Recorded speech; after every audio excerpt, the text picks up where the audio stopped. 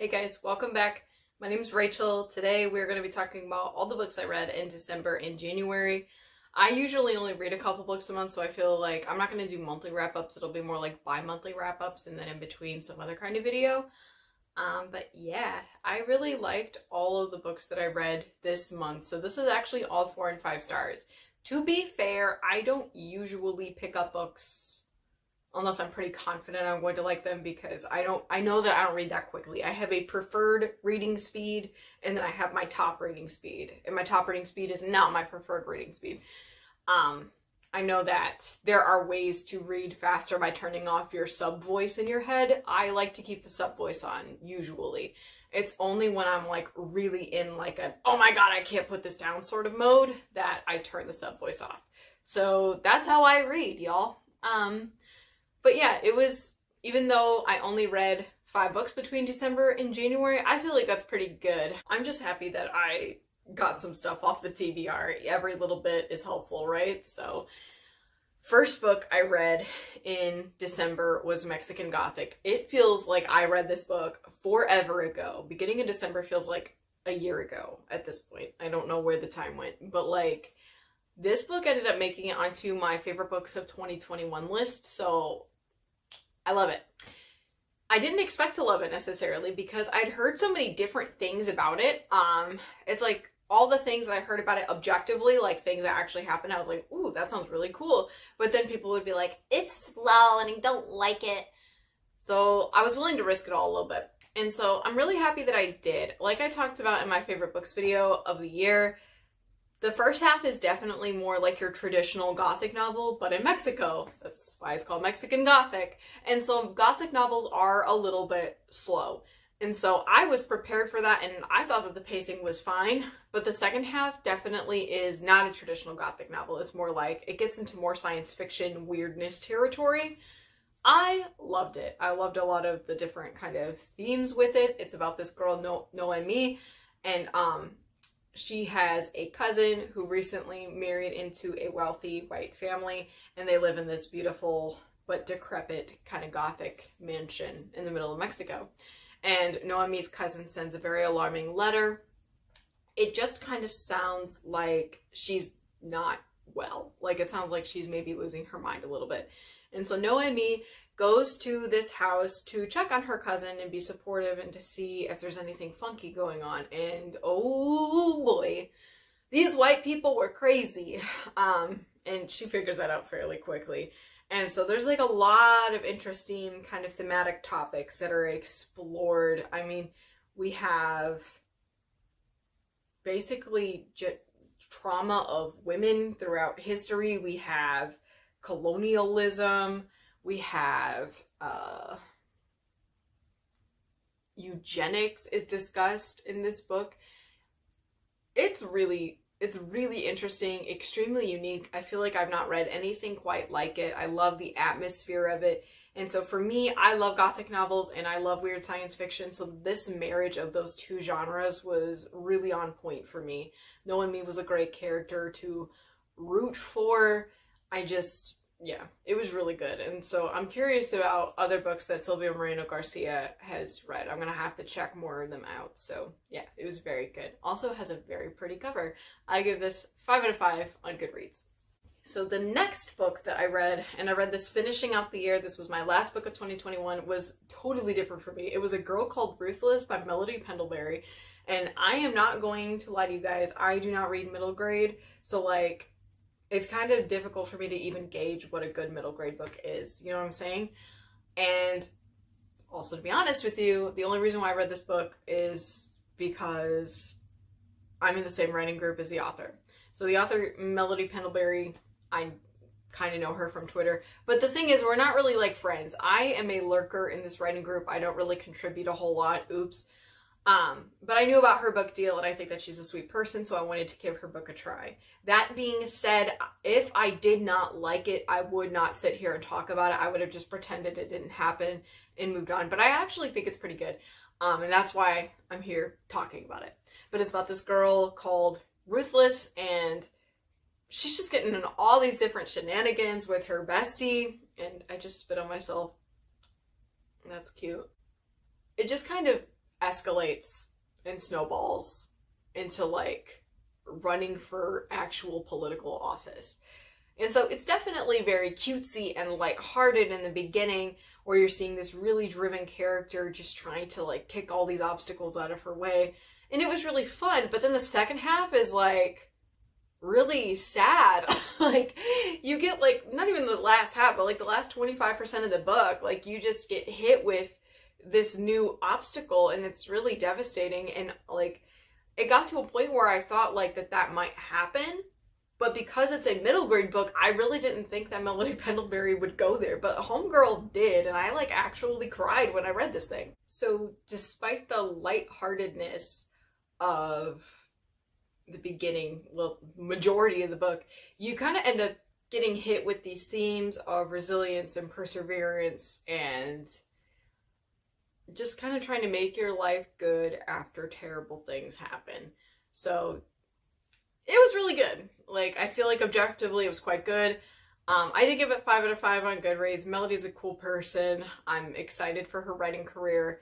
And like, this book won a Reader's Choice Award. So even though I'm not an expert in middle grade or anything like that, it's not really my jam, I thought that this was fabulous. So yay. So then in January, I decided to start off the year with the first volume of the Sweet Books by Kate Tiernan. So this includes Book of Shadows, The Coven, and Blood Witch.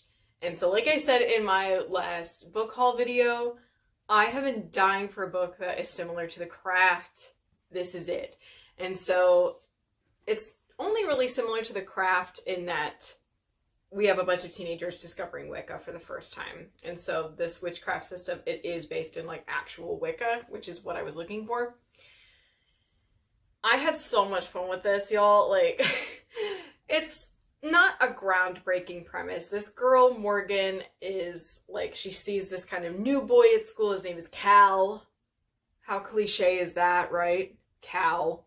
But like, Cal is a witch, and he's extremely charismatic, and he's trying to build his own coven. And so she joins and starts to discover that she actually has much bigger magic than anyone would have ever realized. So, not the most groundbreaking plot ever. Really what makes this so good is the Wicca itself and just the kind of early 2000s vibe. I mean, this was originally published in 2001, so I thought that this was really fun and exactly what I was looking for. I will say though that like it's definitely not without its flaws. So like I said, plot is not the most mind-boggling thing in the world, but I believe that towards the end here, things are starting to take a turn that I wouldn't have expected, that kind of, I feel like, breaks the typical YA patterns. And there is a romance. It's fine. It's definitely really fast. I kind of had my issues with it because Cal kind of feels like a cult leader to me. But maybe that's just because I've watched Midnight Mass recently. Like, at the time that I was reading this, it was only like a month or two before that I'd seen Midnight Mass. But yeah, Cal just being like, "Hi everyone, please do witchcraft with me. Wanna come?" Like, I don't know. It just felt very pushy to me, even though they didn't interpret it necessarily as pushy in the book. A lot of the side characters get blended up together in my mind, and I don't know, y'all, like, towards the end, it just kind of felt like, Morgan conveniently forgets to tell important people important things, like, "Oh, I needed to tell Cal this really important piece of information I learned, but oh my goodness, I was so busy kissing him that I forgot." And I'm like, girl, please get it together. But I will say, like, also that I'm happy that I read this in a big bind-up like this of the first 3 books, because these books are too short. Like, to the point that I feel like the pacing feels funny. And keeping in mind, this was the early 2000s, and I know that some authors get kind of trapped in multiple book deals, or they have restrictions on, like, how long the publisher wants the books. I know that that happened to PC Cast and Kristen Cast with the House of Night series. Everyone makes fun of that series because there's, like, 8 billion books. There's only 12. But, like, the reason why they did that is they were supposed to be fewer, but then bigger books, but the publisher didn't want them to. So, you never really know. I don't really blame Kate Tiernan for that. It's just, I'm happy that I read this in one go, because this kind of feels like one kind of longer plot. You know what I'm saying? Like all 3 books together. To be honest, I don't really remember what specifically happened in the Coven a whole lot. So probably good that it was all bound up together in 3s. But since I did have fun with it, I liked the magic. I love the teen angst. Like, I love angsty romance, and YA can do that super well a lot of the time. I think I'm going to finish. I want to continue the series. I need to read more books that are on my shelf that I've not read yet first. So we're going to prioritize that before I buy a bunch of other books. But yeah, I liked this. I gave it a 4 out of 5 on Goodreads. The next book, y'all. Oh my god. Okay, so I was excited for this book before it came out. When I first heard about it, I was like, yes, I want to read this. And then I got it, and then I didn't read it. And it's mainly just because I really believed that I was going to adore it. And I just didn't want to like read it at the wrong time or when I was distracted or whatever. So it took me forever, but I finally read Piranesi. This book is beautiful. I mean, look at it.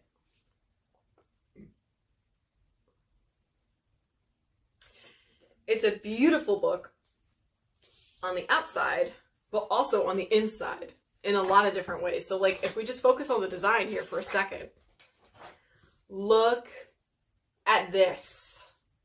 Look at this. This is book selling perfection right here. I love this so much. And then even the inside, we have like all of the sea stuff. But it's a gorgeous book.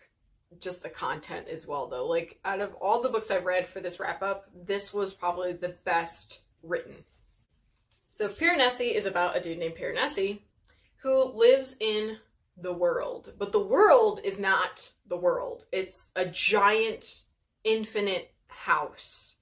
And so when I first read the premise for this book, it reminded me in terms of setting of House of Leaves. And I believe that I can still sort of say that because House of Leaves is a very strange and unpredictable house, and then so is this one. But I also heard comparisons to the ocean at the end of the lane, and I also agree with that, and I'll get into that in a second. But Piranesi lives in this giant house. There are these unique statues everywhere, and to his knowledge, there's only one other person with him in the world, and that is the other. That's what he calls him. And then there are some dead bodies. Cool. And so Piranesi is just trying to explore and discover the world like a scientist, like people did and still continue to do on Earth. So it gets to a point that there seems to be another person in the house that Piranesi has reason to believe will be a threat. And so he's trying to find answers about what this person is, and in the process ends up finding out a lot more about himself in the world and what it all is. I thought that this was spectacular. I flew through the pages. It's written like Piranesi's diary entries.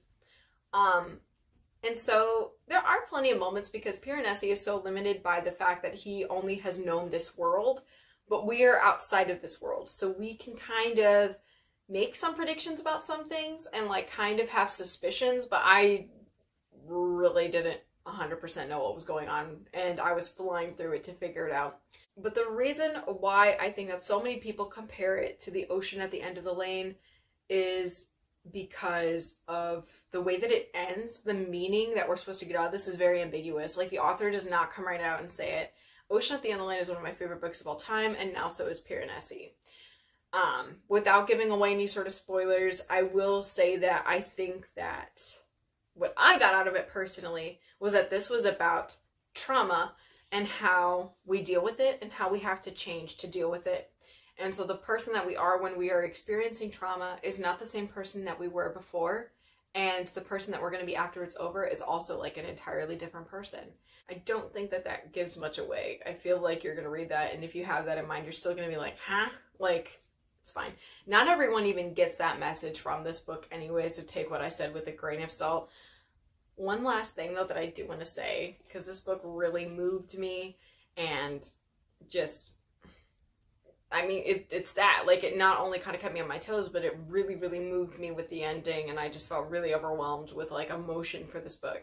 And one thing that was just, like, the cherry on top is, like I said, this is written in diary entries, and the last entry is on my birthday. I felt special. So the last book that I read in January, finally, and I raved about this in my last book haul, was Ring by Koji Suzuki. This is really fun. I have been a big fan of the Ring movies, The Ring and the Ring 2. We don't talk about rings, it was disgusting. Forever. And so I've been dying to read this book, I've been dying to read the series, and so finally picked it up, and I really enjoyed it. So I gave Piranesi, I don't think I said 5 out of 5 stars. This one got a 4 from me. This was really enjoyable. So much like Sweep, not without its flaws, but very enjoyable. I really felt like I was flying through the pages for this one as well. This one is about this man named, I'm pretty sure you pronounce it Asakawa. In the movie versions, it's a woman. But he has discovered that his niece passed away from this random sudden heart failure, which makes no sense. And he starts to realize that other people died on the same time, the same day, of the same mysterious cause.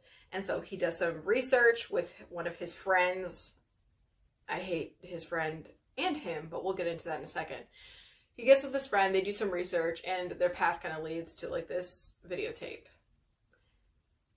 And if you know the Ring movies, you know that the videotape kills you 7 days after you watch it. I will say, a big part of my framework for reading this book is I was thinking obviously a lot about the films. I knew that this was going to be really different from the films, and I was cool with that. And I think it made it even cooler because it was different enough that I felt like I didn't know what to expect, and I really didn't know where this was going. The videotape itself is so different in a lot of ways that they would have never been able to translate it well to film. So for example, I don't really consider this a spoiler. When you watch the tape, it is a full sensory experience. So if you hear a sound, it's not going to come from your TV. It's going to come from somewhere else because it's like what Sadako herself experienced. And then things that Sadako is touching in the tape, it feels like you were also touching that thing. So details like that you wouldn't really be able to come across. Well, I think that the films were constantly very ambiguous, especially about Samara's identity. Even the Ring 2, they try to give us some answers, but they're kind of half-baked. You still don't really know the specifics. I feel like this book gives you every answer. And that is so fulfilling to me as a reader because I'm climbing through, I'm like, oh my gosh, this is so interesting. This is how this connects to this. What? What is this? But like, at the same time, it made the plot feel a bit convenient because these people have 7 days to get this figured out. And it felt like they were really pulling guesses out of thin air sometimes. And then they'd be right. And I was like, really? It just felt a little bit convenient. I didn't care for that element of it. But like I said, it did kind of make it a faster read. The one thing as well that I really enjoyed is the writing. I don't know who translated this, but they did a good job. Let's see. Translated by Robert B. Romer and Glenn Wally. Walleye? I don't know. I think that this was good. I did not like the characters. I will say that much. I did not like the main guy. He was okay. It just, he was such a deadbeat husband and father. Like, you could tell that he tried to love his wife and his child, but it got to a point where, like, he's putting the baby down for a nap, and his wife's like, do you feel sick? You never put the baby down or do anything with the baby. And I'm like, leave him. And then his best friend is like the worst thing ever because his friend that he calls for help is literally a self-proclaimed rapist. And it literally is to the point where this guy's like, oh, I raped someone else again, huh? And then the main character, Asaka, was like, that's terrible, dude. You're disgusting. I hate you. Help me, please. I want to hang out with you for a little bit so you can help me figure this out. Like, call the police. Please. Thank you. He doesn't call the police. So, I definitely was not in this for the two main characters. I really didn't care if they lived or died. I was in this for Sadako. And then the other thing that I feel like other people might have an issue with, and I kind of did too to an extent as well, the discussions of intersex people, you can definitely tell that this was written in 1991. I don't think it was meant to be offensive. I feel like it was meant to be sympathetic, but just it came off as very weird because there is an intersex character. I'm not going to give spoilers, but like the discussion of them is like in some ways glorifying them. So, oh, they're like the perfect balance of male and female. That's why they're so beautiful. So like trying to be kind, but still kind of like almost sexualizing them to some extent, and then acting like it's the end of the world that this character cannot have children. And I don't mean to minimize that, because it's obviously something that could be very important to a lot of people. It's important to the character. But like, I don't know, there's something about the way that they talked about it that I was kind of like... And then there's even moments where they're like, is this he? Is this she? Is this it? When they clearly were going by she, her pronouns. And you shouldn't call someone it. Just saying. But like, it's kind of momentary thoughts about this topic. It's not like the whole book or anything like that. I feel like, especially for the time, there are probably far worse things to say about intersex people. For me, it didn't detract from my entire enjoyment of the book, but there were some paragraphs where I'm like, so keep that in mind if you go in to read this. But I am going to continue this series. I am excited to see where it's going to go, because I know that The Ring 2 does not follow the other books in the series, Spiral, Loop, or Birthday. That kills me that they're Ring, Spiral, Loop, and then Birthday. Whatever. But again, I got to read more of these books here before I continue with another series and buy more books. So, but yeah, this was, I think, a good couple months of reading. I only read 5 books. That's pretty normal for me, though. I think that that's fine. I'm just excited that I read so many books that I liked. I liked all of these books. If you're interested in them, pick them up. Let me know what you think. Let me know what you read this month. Like, subscribe, comment for engagement. Bye!